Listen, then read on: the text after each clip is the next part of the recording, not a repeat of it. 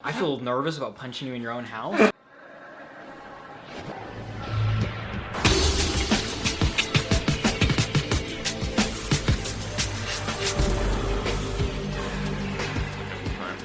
So, what do you think of these lyrics that I've written here? I think that those are pretty good. Pretty good? Yeah, maybe you want to stick to music reviewing for the meantime, but you practice a little bit and you get there. Practice, That is not what I wanted to hear. I was honestly about to stop YouTube and just start my music SoundCloud career. Oh, dang. Well, I mean, I gotta be honest, this looks more like a bullet-pointed list for things to talk about than lyrics, but I'm sure there's a way you could, like, work in some rhymes. Oh, when did that start recording? Oh, my gosh. Whoa. This is actually a podcast. Wow. That's cool. No, it's actually not a podcast, is the title of the podcast. Oh, okay. You just misinformed them. What's up, everyone? Welcome back to another episode of Not a Podcast, a video podcast if you're watching on YouTube. I'm joined with... Me. Who are you? Cliff, the pop song professor. What are you doing in my house? I drove past and I saw it here and I was like... You just saw it? I'm going to jump in that podcast. That's not a podcast. It's not a podcast. That's exactly right.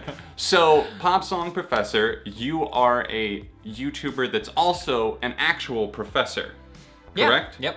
Now, how did you transfer from, like, explaining things to maybe a classroom to deciding to explain song lyrics? Was there a passion for music that was there long beforehand and you just decided to start up, or how did it happen? That's a really good question. I actually leave the music side of things to people like you who understand and get that better, and like I'll listen to a song and there's like a hook and I'm like, this is catchy, I really like it. And I'm like a huge sucker for just like trash pop music as far as like hooks and stuff go. But like I was, teaching some like basic literature analysis classes, and I would have to, my boss professor would be like, all right, go teach them these poems. And the students would be like, oh, poetry, this sucks. And I was like, yeah, it kind of does, but we have to do it anyway. But then like, before and after class, they'd have their earbuds in and they'd be listening to Drake or whoever. And I was like, dang it, why can't we just explain these lyrics? Yeah. Exactly. Why can't we find maybe the poetry within the song or the deeper meaning? Yeah. So I would always just try to like, whenever I could, I'd like replace one of those poems with like a song and we talk about it. Now, do you ever see this being something that you would pursue in a full-time endeavor? Because obviously you've been to school, you're a professor now, but is the YouTube lifestyle something that seems appealing to you? It really depends on like how things go. But I would say that I really like kind of the entrepreneurial lifestyle. Sure. I love being in higher education, like doing the full-time job, but Right. I would also really like to maybe just teach online while traveling and then doing this full-time. Now that would be nice because, we're in this modern age where you could actually do that. You could still find ways to pursue different kinds of education. You could educate people with lyrics on your channel, but you could also have another outlet. Like in the past, I know we collaborated on your podcast about a year ago when we talked about... Which is a podcast. Yes, which is. I mean, mine is, but it's not. We talked about Lord together, and that was about June of 2017. We talked melodrama. Yeah, we talked melodrama. Lots of drama. You were a drama channel there for a little bit. Were we? Was I? Yes. How dramatic was I? Oh, and that podcast, very melodramatic. No, but what I was getting at with that is around that time, I just remember you being around 20,000 subscribers. It's been incredible to see your growth over the past year. It's been probably to you a little bit alarming in some ways, but also awesome. I mean, who's going to turn down going from 20,000 to 100,000 in a year? So congratulations, first of all. Thank you. I think it all goes back to having you on the channel. And I think that or on the podcast or whatever it was, and then all of a sudden it started growing from there. It's been really crazy. And I think the craziest thing is like, I feel like what I talk about sometimes is so boring that I'm really surprised that at one point or another, 100,000 people have said, that's kind of cool. I am glad that you said that, because I'm glad I'm not the only one that feels that way. I'll watch my own videos back sometimes and I'm like, they really wanted that? You know what I mean? Like sometimes you just get so bored, especially if you're the one editing it. Not that and you hear it so many times. I'm just like, good. Oh, get to the point. Well, I do that same thing where like I've talked so much, and I'll think in my head, I'm like, that was a really great 3 to 5 minute video I just filmed. Yeah, and it's like 20 minutes of footage. Why did I not shut up? Why am I talking so much? And I lately have been trying to cut myself off. I've been trying to make it a goal, and it is excruciating. And the editing process, especially for album reviews, and I'm sure for you explaining lyrics and stuff, you're trying to maybe with certain videos get to the point a little bit more, because you know that it's not going to be something that people want a 15-minute video on. So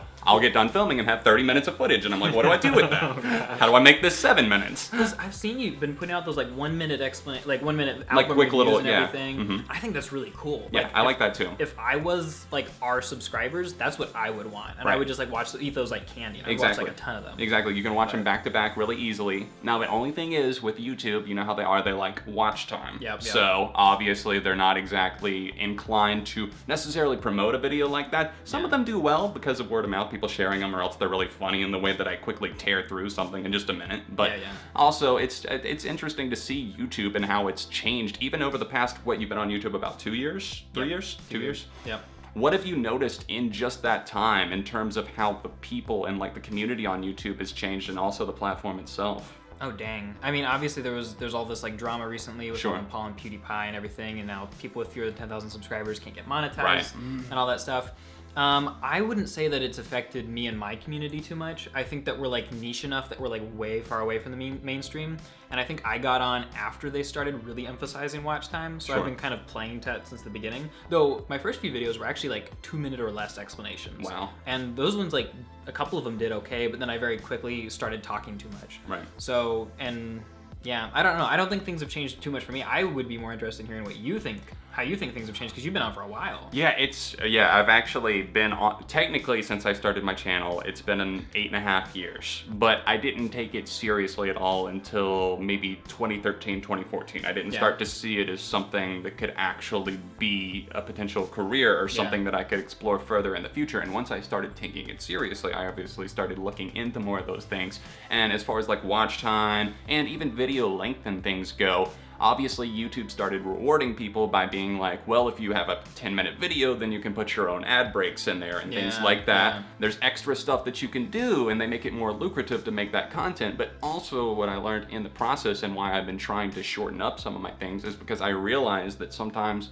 people aren't watching those videos, at least not that much of them. Even if you're talking for 12 minutes about an album, are people really that interested? There's got to be a way to be more concise. So it's certain types of videos, explanations, even my top 10s, ranked episodes, things like that, people are more likely to tune in for the long run on, I would say. But album reviews, they're kind of tricky, and it's tough to retrain yourself to be shorter with the way that you explain things. The way I kind of think about it is I'm really trying to make my videos like, I'm trying to tell the story of the album, and so that people like, they hear the beginning of the story and they want to hear the end. So I like tell the story of how the song was made, or I try to like, I'm trying to make like, I want like some sort of truth bomb or something really interesting like every 60 seconds when I make a video or something. And I'm really bad at that. I'm just starting to try to do that.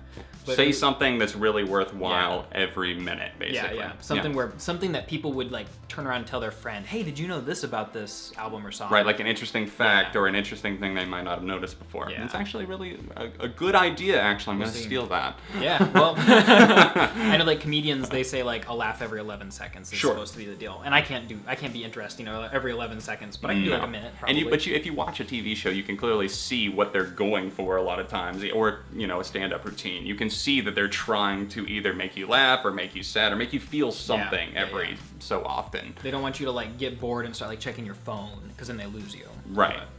So you mentioned that you were kind of a niche on YouTube, and I agree with that. The music community is still, even though it's grown in the past 2 to 3 years, it's still somewhat small and maybe not in some ways taken as seriously as even like a movie critic on YouTube for whatever reason. But where do you see yourself in the music community on YouTube? Like in your own lane, kind of? Because I don't really know of anyone else necessarily doing what you're doing.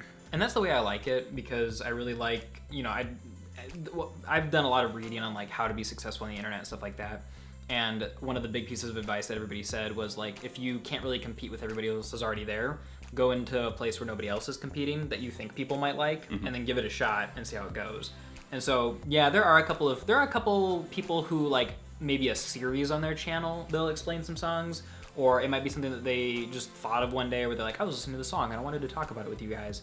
But yeah, for the most part, I'm the only person that I know of that does it consistently. Like a dedicated channel based on explaining Except something. for Genius.com. Sure. Yeah, the breakdown they'll, series. Have the artists talk to them or something. Right, but that's more of like, I feel like a corporate or company movement, Yeah, whereas yeah. you're an individual. As far as like a personality. Right, you're an yeah. individual personality, sure, sure. Now, what have been some of the biggest, like, any setbacks or things that you've had to battle while you grow on YouTube? Yeah, the busyness for sure. Busyness. Last fall, I got a new job that required a lot more work, and I taught like 4 classes at a time, and I was taking a PhD class, and obviously I'm married, and I had a dog and a house, and so it was just like a ton of work, and so I like only made like 3 videos the whole semester. Wow. Something had to drop, and I dropped YouTube because I couldn't drop the other stuff.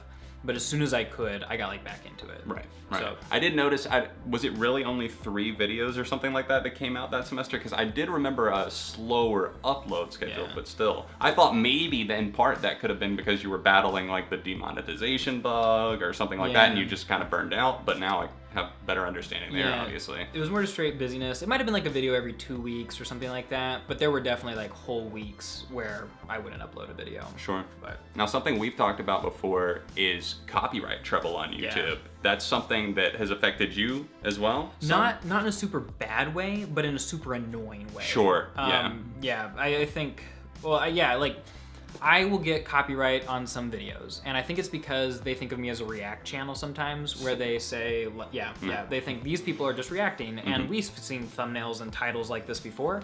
They're just gonna watch it and do nothing, and they don't even watch my video, and then they will ding me for including musical composition manually detected, Right. which is basically the record label saying, we watched your whole video and we found a clip of our song in there. But where? A lot of, Yeah. there's, you know, like if there's actually a piece of a song in there, they'll label the timestamp at which Yeah. the song is used. But They don't do that. Yeah, exactly. Yeah. There's nothing there. It just says manually detected. And it's annoying because, yes, you can immediately, you know, counter it. You can send the counter notification, everything like that. But still, it takes 30 days generally because they let it go the entire time before they release the claim. And that's one thing that YouTube changed that I found really good. Yes, is- that you can actually still make money during so the time. they'll basically, while the legal dispute is happening, they'll save the money to the side, and then whoever wins, whoever the record label decides wins, they'll just give it to that person at the end. So you don't actually have to lose the money, you just don't get it for at least 30 days. It's interesting that you call it a legal dispute. Just think about even 20, 30 years ago, if people had been like,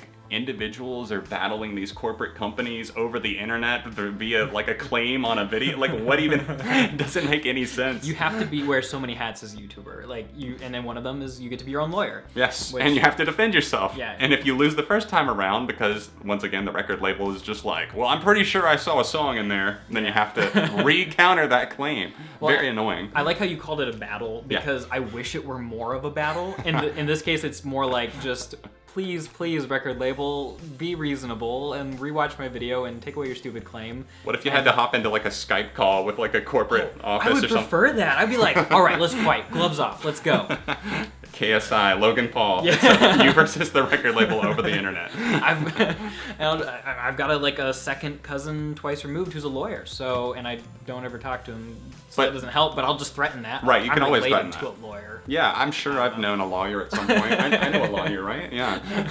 There's a law school at the school that I teach at, so I could just get some fresh graduate and pay them $12 an hour just for resume. Call it stuff. 10. Call it even a cool 10. A cool 10. yeah, it's fun. But thankfully, I'll dispute every single one, and not counting the ones where I legitly did use a clip of the song. I would say that I win 95% of them. Just because they either let it expire or they're like, oh yeah, fair use is actually a thing. Okay, Oh yeah, cool. we always forget. We forget daily. I'm pretty sure they do try and forget that fair use exists. But I haven't really had too many trouble. It was probably the past month or so it's gotten better, but for 2 months, the beginning of summer, it was like everybody was coming left and right. I don't know if some company just found my channel and were just like, let's claim everything. But it was ridiculous. I mean, there was videos that were getting claimed where I didn't even use background music, royalty-free background music. I was like, how could you think that there's anything in here? Well, and it's like, what do they think they're gonna make off of our videos? I mean, I Few think cents. you get more views for sure than I do, but like I'll have a video up that got 5,000 hits. It's like, all right, you know what? It's almost not worth the like $3. Right, just to count like this fight claim. you on this. Right. Like, okay, cool. I'll just try again tomorrow. But So enjoy your ice cream cone. So your channel, you talk about a wide variety of different things. During the week, you explain different types of pop songs or pop rock, whatever. I've seen you do everything from The Killers to obviously the Green Day video I was featured in, to a lot of popular groups like Panic at the Disco, 21 Pilots, and that's been a huge key to your success right there, that demographic that's really invested in those bands.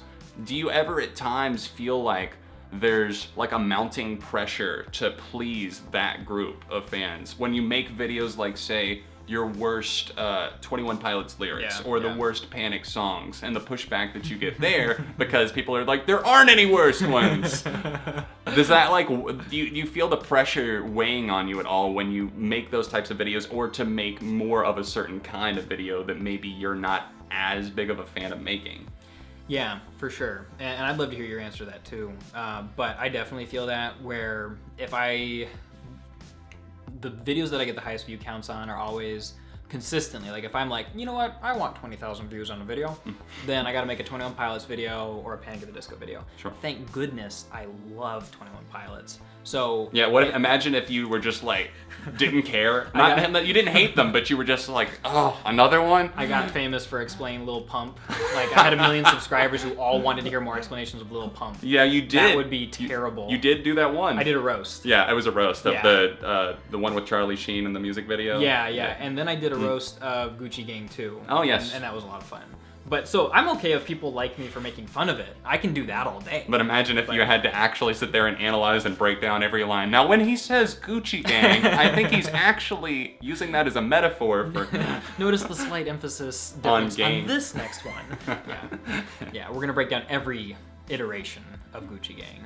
That would be great. I would watch it. Well, I could do like a Mr. Beast sort of thing and just say like Gucci Gang 10,000 times. But you would have to be donating to Twitch streamers while you did it. Oh, yeah, that's true. I mean, I could do that. I wouldn't have much to donate. I'd be like, 5 cents.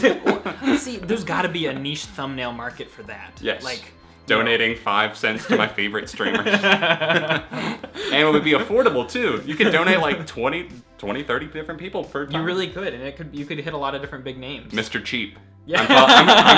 I'm calling that. That's yours. I'm using that. I'll be the guy off camera who helps him. Yes, exactly. The friend that's always making some comment behind the camera. That would be perfect. I'm totally cool with doing that, actually. So on some of those said videos, especially the ones where you went out of your way to maybe bring a different perspective to things, or maybe even ground things a bit, like talking about some of the worst lyrics from 21 Pilots or the worst Panic at the Disco songs, what are some of the best or else worst comments that you got on those types of videos? Oh, when somebody comments like, when they get really mad about the 7 worst 21 Pilot songs, I think that's more funny. Yeah. And some of my most popular videos are some of the ones with my worst like to dislike ratios. Like, there's a reason Twilight's popular, and it's because people hate it or they love it. Right. So I love making videos that people get super mad at me about for like, silly reasons. Right. I don't want them to get mad at me because they think I'm a racist or something like that. Right, obviously. But yeah, that would be a much different story. That would be very different. But they react sometimes as if though I am worse than a racist when I talk about the 7 worst 21 Pilot songs. Or they'll try to paint you in a way that makes you seem like something. They're like, yeah. well, you're clearly this type of person, so Yeah. of course you would feel that way. Yeah, exactly. The best comments are when they're like, I hear what you're saying, I disagree with you, I respect your opinion. And I always really respect that. I have like a really young audience, and so I love it when I just have so many like mature members of the young audience. Sure. And I just feel like we all get to kind of talk about things that are a little bit challenging for each of us, because it's hard for me to come up with the 7 worst 21 Pilot songs. That took a lot of work. But then the worst comments are just when they start like, they just start saying like, you're an idiot, your YouTube channel's stupid. But even then, it just kind of bounces off because it's a stupid attack. But Right. is there any comment that you get, not necessarily just on those videos, but in general, that would sting? Like something that would actually hurt and be like, wow, that sucks to see. I don't remember who I was listening to talk about this. but it was another YouTuber, and I think the worst comments are always the ones that you know are true. Sure. So if they're like, this video was kind of boring, or you really should have done your research more on this, and I know, yeah, I kind of just like halfwayed this one and just like put something out there. Right, or you find out later that that's, you know, clearly what it wasn't about, or I accidentally say Brandon Urie instead of Brendan Urie. They always catch that. don't That's do that. Wonderful. Don't do that. Fortunately, I've been listening to them for so long that Brendan is ingrained in my head. So if you had to like talk about somebody named Brandon, you'd call him Brendan. Brendan, exactly. Yeah. Hey, Brendan. I also I said, instead of saying Lemon Boy or Pigeon by Cavetown, I said Cavetown by Pigeon. And so I'll just do like stupid stuff like that, or I'll like mispronounce somebody's name.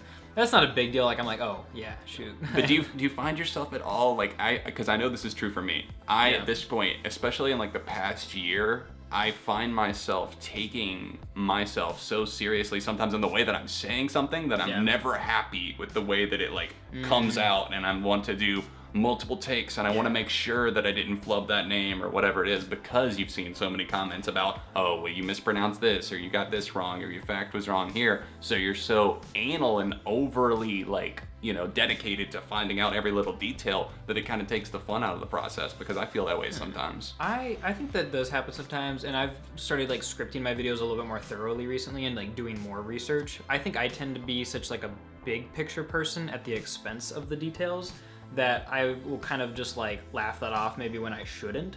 Like I probably should care more about that to like, you know, communicate to people that I respect their artists and them as fans of that artist. I don't think that is such a huge deal for me, but it probably should be more of one. So yeah. So last thing that I'll talk to you about here, obviously, because you're a professor now, you majored in, or you at least are very familiar with, correct me if I'm wrong here, English? Yes. Okay. That was my master's. So how do you feel like in this age of, you know, social media and even comments on your own videos where people will constantly maybe use the wrong spelling, pronunciation, punctuation? Does it just irk you on some level where you want to go through and put an asterisk and just feel like this is the correct spelling? So they're like, hey, you idiot, you said Brandon, and I just like correct their spelling real quick or something. Yeah, exactly. Hey, that's what Brendan Urie did to me when we got in. Did you ever hear about that? No, what? You never heard that story? What So happened? Brendan Urie, a couple of years ago, I said something on Twitter. I can't remember what it was. You can say it, Ham. It was your video. Someone sent it to him. Oh, my problems I have with Panic at the Disco video. It was sent. Really? It was sent to Brendan, and he quoted that tweet saying, "Tee hee, this is cute." And then I replied to somebody else who was kind of like defending me, and this was 2016. Yeah, 2016. And I replied, and I said. I wasn't replying directly to him, but he was still tagged in the tweet, and I said, yeah, his ego is through the roof, and I accidentally was at work, and I was typing really quick, and it corrected it to rough, and it said his ego is through the rough, and then Brendan quoted me and says, roof, and just an asterisk, and then like a smiley face or something, and I was just like, oh my god. So yes, I've had my grammar moment with Brendan Brandon Urie. Yeah, I would have responded like, thanks, Brandon. Thanks, Brandon. Appreciate the grammar correction. That is so cool. That is so awesome, man. I guess. That would be like, yeah, I mean, I suppose in the moment you're kind of like, this is really frustrating. Yeah. But I'd be like, if I came out of my YouTube career with nothing other than like some quick grammar comments from Brendan Urie, then I would be so stoked. I'd be like, all right, I'm gonna like say some more bad things about him that all like have like good reasons, I'm sure, because I really need to watch that video at some point. I think I have it in my watch later playlist. Oh, that's an old video. Yeah. Oh. I've more and more like I really started out liking Panic at the Disco, and I've just kind of like fallen less and less in love with them as time goes on. So I'm curious to hear what you have to say. Cool. But, guys, you should watch that video. Problems I have. Yeah, it's the one that pissed off the entire Panic at the Disco fan base. And like you said, those are kind of in a way fun videos to make. The Problem series, I started on a whim. The first one I ever did was Fall Out Boy, and that was like 2015. Yeah. And then I noticed, oh wow, that didn't get that many views at first, but I looked at it 3 months later, and it's sitting at like almost 100,000 views, and I'm like, maybe I'm onto something there, and that's where that's team people off gets views. Okay. Yeah, so what if every video is half likes, half dislikes? If I get just as many unsubscribes as I get subscribes. Oh, that was the thing. That was, Yeah. especially when that series was really like new, I feel like that's when that channel, the Beyond ARTV channel, just really kind of skyrocketed because that channel for the longest time, not that it's been around that long, but it was nowhere near the main channel ARTV in terms of subscribers. Yeah. Now for the past year or two, they've only been separated by 10 to 15,000 between main and second channel. Yeah. But that's interesting. Have you ever considered starting like a second channel for like vlogging, anything like that? I've thought about it, and honestly, like, Pop Song Professor is not where I want to hang my hat at the end of the day. Sure. It's definitely what I'm passionate about right now, but I really want to talk to people about, I want to, like, one of my biggest passion as far as, like, projects and things is trying to help people, low-income students be able to afford higher education. And so I really want to do a YouTube channel explaining to people, like, how to escape student debt, how to afford it, and all sorts of stuff like that. Wow. So that's where I want to end up eventually. And you have the platform that whenever you do decide to do that, you can actually promote for your Pop Song Professor. My audience is very young too, so it'll be the kind of way that I could help them. I actually put a poll out on my channel like a few months ago where I was like, what channel would you like to see me do the most? And like a third of them, which was the most that voted for one thing, said that channel. So eventually we'll branch out. Was there anything else you want to talk about today before we sign off on the podcast? Just like, thanks so much. It's been really cool since I started doing all of this stuff. Being able to like watch your videos is kind of like a benchmark for what like a good discussion of music looked like. And I think that you're like basically a gold standard as far as a lot of music reviews go. I mean, obviously the Needle Drop's really good too, and there's like some other good people out there. Fantana, you can say it. Fantana's the king. I'm just a lowly he's got minion. that cool mill. Yeah, But he's no, got I the wouldn't cool call. mill. You're more than a minion, man. You've been around. You like know the scene as far as like YouTube music discussions go. So I've been watching your videos and learning a lot, and it's really cool to be in your living room now. So. Thank you. Well, maybe one day both of us will both have that cool mill like the cool melon. Yes, perfect. That was a deep cut, man. Yeah, exactly. Deep. Hey, that's another YouTuber there. You know Deep Cuts? No, I don't. Oh, he's in the music scene too. Oh, okay, cool. All right. Anyways, guys, maybe we'll continue this discussion off camera, but thanks so much for tuning into another episode of Not a Podcast. Be sure to check out Clifford's channel. It's linked in the description down below. The Pop Song Professor. I will link one of his videos here in the outro card too. Anything else you want to say to the people? Just, Brandon, if you're watching this, correct my grammar sometime too. That'd be cool. And stop correcting mine, man. Every day it's getting a little bit ridiculous. Thanks for watching, guys. Until next time.